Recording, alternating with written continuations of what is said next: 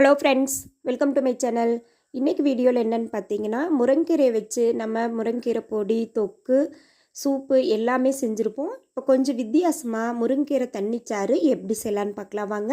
நம்ம சேனலுக்கு நீங்கள் புதுசாக இருந்தீங்கன்னா மறக்காமல் சப்ஸ்கிரைப் பண்ணிவிட்டு கூடவே பெல் சிம்லையும் கிளிக் பண்ணிடுங்க. இந்த ரெசிபி செய்யறதுக்கு நான் வந்து ஒரு கைப்பிடி அளவுக்கு நல்லா அழுத்தி பிடிச்சிங்கன்னா ஒரு கைப்பிடி அளவுக்கு முருங்கைக்கீரை எடுத்துருக்கிறேன்.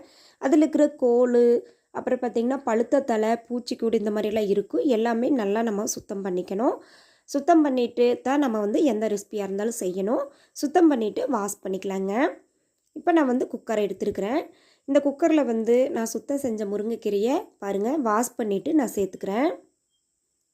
ஏன்னா அதில் இருக்கிற குச்சியோட நம்ம சேர்த்தோம்னா சாப்பிடும்போது அது வந்து நம்மளுக்கு வாயில் வந்து ஒரு மாதிரி கடிப்படும். அப்போ நம்ம முருங்கைக்கீரையை வந்து குழந்தைங்க சாப்பிட்டாங்கன்னா அப்படியே துப்பிடுவாங்க. அதனால வந்து நம்ம குச்சியெல்லாம் சுத்தமாக எடுத்துகிட்டு தான் நம்ம சேர்த்துக்கணும். முருங்கைக்கீரையே பிடிக்காதுன்னு சொல்கிறவங்களுக்கு இந்த மாதிரி நீங்கள் செஞ்சு கொடுத்து பாருங்கள். கண்டிப்பாக முருங்கைக்கீரை வந்து மிஸ் பண்ணாமல் சாப்பிட்ருவாங்க. இப்போ கீரை சேர்த்தாச்சு. இது கூட வந்து தக்காளி ஒன்று சேர்த்துக்கிறேன். நான் வந்து ஒரு நார்மல் சைஸு தக்காளி எடுத்து நல்லா வாஷ் பண்ணிவிட்டு இது போல் சின்ன சின்ன பீஸாக கட் பண்ணி சேர்த்துக்கிறேங்க. இது கூட பார்த்திங்கன்னா 6 பல் சின்ன வெங்காயம். சின்ன வெங்காயத்தை இது போல் 2ஆக கட் பண்ணிவிட்டு சேர்த்துக்கிறேன். இது கூட பூண்டு பல் 2. நீங்கள் விருப்பப்பட்டால் அதிகமாக கூட சேர்த்துக்கலாம். நான் வந்து 2 பூண்டு பல் சேர்த்துருக்கிறேன். ஏன்னா ஒரு கைப்பிடி முருங்கைக்கீரை தான் எடுத்துருக்கிறேன். அதனால் அந்த ஒரு கைப்பிடி முருங்கைக்கீரைக்கு இந்த அளவுகள் வந்து சரியாக இருக்கும். இப்போ இது கூட பார்த்திங்கன்னா 1/2 டீஸ்பூன் அளவுக்கு ஜீரகம் சேர்த்துக்கலாம். 1/2 டீஸ்பூன் சேர்த்திங்கன்னா சரியாக இருக்கும். இப்போ காரத்துக்கு பார்த்திங்கன்னா 4-5 மிளகு சேர்த்துக்குவோம். இப்போ கொஞ்சம் பிஞ்சு போல் மஞ்சள் பொடி சேர்த்துக்கலாம்.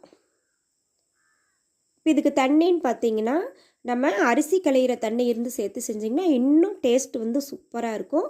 நான் வந்து இன்றைக்கி நார்மல் வாட்டர் தான் சேர்த்துருக்குறேன். தண்ணி வந்து நீங்கள் எப்படி அளவு சேர்க்கணும் அப்படின்னா, நம்ம போட்டிருக்கிற கீரை, தக்காளி, வெங்காயமே எல்லாமே மூழ்கிற அளவுக்கு தண்ணி சேர்த்தணும். மூழ்கி கொஞ்சமாக மேலே மிதக்கிற அளவுக்கு தண்ணி சேர்த்துக்கோங்க. அதுதான் தண்ணியோட அளவு வந்து சரியாக இருக்கும். ரொம்ப தண்ணி சேர்த்துனிங்கன்னா சூப்பு மாதிரி ஆயிரும். நீங்கள் கிட்டத்தட்ட பாருங்கள் கொஞ்சமாக மேலே முதங்குற அளவுக்கு இந்த அளவுக்கு தண்ணி சேர்த்துனிங்கன்னா சரியாக இருக்கும். இப்போ இதுக்கு தேவையான அளவு வந்து நம்ம உப்பு சேர்த்துக்கலாம். பாருங்க ஒரு 1/2 டீஸ்பூன் உப்பு சேர்த்துனா சரியாக இருக்கும். நல்லா ஒரு கரண்டி வச்சு நல்லா மிக்ஸ் பண்ணி விட்டுருவோம். உப்பு வந்து நல்லா கீரையில், தக்காளியில் எல்லாம் படுற மாதிரி ஒரு முறை நல்லா கலந்து விட்டுட்டு இப்போ இதை வந்து நம்ம மூடி போட்டு ஒரு 3 விசில் விட்டு இறக்கிக்க போகிறோம். 3 விசில் விட்டிங்கனாலே சரியாக இருக்கும். மூடி போட்டுட்டு இப்போ அடுப்பில் வச்சு நம்ம 3 விசில் விட்டு இறக்க போகிறோம். முருங்கைக்கீரையில் வந்து நிறைய சத்துக்கள் இருக்குது. கொஞ்சம் டிஃப்ரெண்ட்டாக வித்தியாசமாக இது போல் நீங்கள் செஞ்சு கொடுத்து பாருங்கள். ரத்தம் கம்மியாக இருக்கிறவங்க, கர்ப்பிணி பெண்களுக்கு, வளரிளம் பிள்ளைங்களுக்கு, அவங்களுக்கெல்லாம் இது போல் கொஞ்சம் கொஞ்சமாக வித்தியாசமாக நம்ம தோசை, இட்லி அல்லது சூப்பு இது போல் தண்ணிச்சாறு இது மாதிரி செஞ்சு கொடுத்து பாருங்கள். ரொம்ப விரும்பி சாப்பிடுவாங்க. அவங்களுக்கு கீரையோட சத்துக்களும் முழுசாக கிடச்சிரும். இப்போ பாருங்கள் ஸ்டீமெல்லாம் போய் 3 விசில் வந்துடுச்சு. நல்லா வெந்திருக்கு. இப்போ இது போல் ஒரு மத்து வச்சுட்டு நல்லா கடைஞ்சி எடுத்துக்கலாங்க. ஆற விட்டு மிக்ஸி ஜாரில் கூட அரைச்சிக்கலாம். ஆனால் மத்து வச்சு கடைஞ்சி சாப்பிட்டு பாருங்கள். அதோட டேஸ்ட்டே வந்து தனியாக தான் இருக்கும். மத்து வச்சுட்டு நல்ல ஒரு முறை கடைஞ்சிருங்க. நம்மளுக்கு மத்து வச்சு கடையும் போது ஒன்றும் பாதியமாக இருக்கிற மாதிரி தான் இருக்கும். ஆனால் டேஸ்ட்டு சூப்பராக இருக்கும்.